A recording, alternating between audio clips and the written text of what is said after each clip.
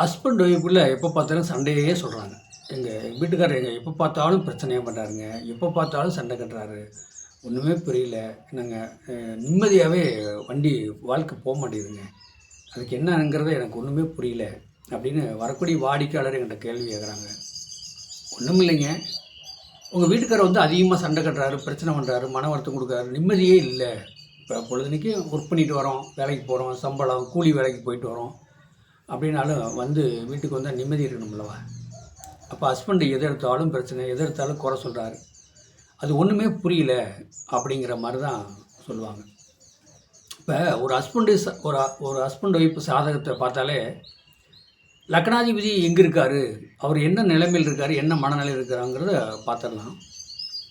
ஏழுக்குடின்னு சொல்லக்கூடியது என்ன, ஏழுக்குடி எங்கே இருக்கார், அவருடைய மனநிலை என்ன, அவர் என்ன பாதிப்பு, அவருக்கு என்ன நடக்கும் அப்படிங்கிறதையும் தெளிவாக சொல்லலாம். ஒரு பொண்ணு வந்து சாதகத்தை அனுப்பிச்சிருந்தாங்க, அவங்க வீட்டுக்கார சாதகத்தை. ஒன்றும் இல்லைங்க, இப்போ அவங்க வீட்டுக்கார சாதகத்தில் லக்னத்துக்கு 7ஆம் இடம்னா அவருக்கு வரக்கூடிய மனைவி எப்படி பக்குவமாக வச்சுக்கணும், பக்குவமாக பேசணும், அவங்களோட சண்டை கட்டுனா என்ன, நியாயமானதாக வேணால் பேசலாம், கேட்கலாம், கேள்வி பதில் உண்டு. தேவையில்லாத வந்து ஆக்ரோஷம் பண்ணுறது, கோவப்படுறது வந்து கண்டிப்பாக இருக்கக்கூடாதுங்க, அது மகா தப்பு. எங்கள் வீட்டுக்கார சாதத்தை கொஞ்சம் பார்த்து தெளிவாக சொல்லுங்கள் அப்படி சொல்லி அவங்க வீட்டுக்காரரும் கூட தான் இருந்தார். அவுட் ஸ்பீக்கர் ஓப்பன் பண்ணி 2 பேருமே கேட்குறாங்க வாட்ஸ்அப்பில், ஃபோன் மூலிமா. உங்கள் வீட்டுக்காரர் சொல்லக்கூடாது லக்கணத்துக்கு 8ஆம் இடத்துல போய் நிற்கிறாருங்க. நான் என்ன சொல்கிறேன்னா, 8ஆம் இடத்துல போய் நிற்கிறாரு, 6 கூடயும் திசை ஓடிட்டுருக்கு. அப்போ 8 6 திசை 8ஆம் இடத்துல இருக்கார், 6 கூடயும் திசை. மன வருத்தம் பிரச்சனையாக போதும். அவர்கிட்ட கேளுங்க, பக்கத்தில் தானே இருக்கார். மனசு வந்து அலப்பாயுது, என்ன பண்ணுறதுனே தெரியல, என்ன செய்ய போகிறோம்னே தெரியல, எங்கேயாவது போய் பிரச்சனையில் மாட்டிக்கிறோங்கிற மனசும் பவிதரிக்குது. அதனால் வெளியாடலோட போய் சண்டை கட்ட முடியலைங்க, வெளியாடலோட ஒன்றும் பயமாக இருக்குது. அதனால் வந்து எல்லா குறைகளும் வந்து சாயங்காலம் வேலைக்கு போய்ட்டு வந்து வீட்டுக்கார மாட்டே பேசுகிறேன், அது எங்களுக்கு அவங்களுக்கு சண்டை வந்துடுது. அதுக்கு என்ன காரணம் தெரியுங்களா? நம்ம கேட்குறாங்க, இதுக்கு எனக்கு துல்லியமான எனக்கு காரணம் வேணுங்க அப்படின்னு அவங்க கேட்குறாங்க. அது என்ன காரணம் அப்படின்னு கேட்டால், அவரோட சாதத்தில் வந்து 8க்கு போயிருக்கு லக்கணாதிபதி, ஆனால் அதே இடத்துக்கு 6 கூடிய திசை ஓடுது. ஒன்றும் இல்லைங்க, அவரோட லக்கணத்தில் 8ஆம் இடம் ஏதோ, 8ஆம் இடத்து தெய்வம் ஏதோ, அதை வழிபாடு வச்சுட்டு வாங்க. அந்த 8ஆம் இடம் ஏதோ, 8ஆம் இடத்து திசை, 8ஆம் இடத்து அதிபதி யாரோ அவர் என்ன கிழமை, அந்த கிழமையில் போய் நீங்கள் ஒன்றும் இல்லைங்க, அகல் விளக்கு போடுங்க, தேங்காய் விளக்கு போடுங்க, தேங்காய் உடைச்சி விளக்கு போடுங்க, பூசணிக்காய் விளக்கு போடுங்க, கண்டிப்பாக கருமா தீரும். என்ன கருமா தீரும், ஒன்றும் இல்லைங்க.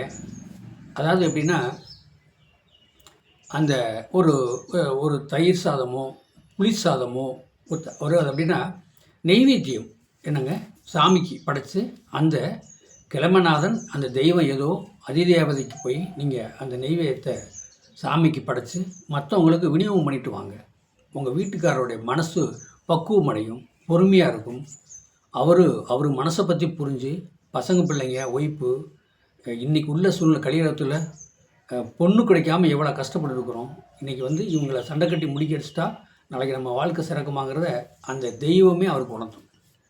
அந்த தெய்வமே உணர்த்தும் போது அப்போ தான் அவர் புரிஞ்சு வாழ்க்கையில் செய்ய பார்ப்பார், பொறுமையாக இருப்பார்.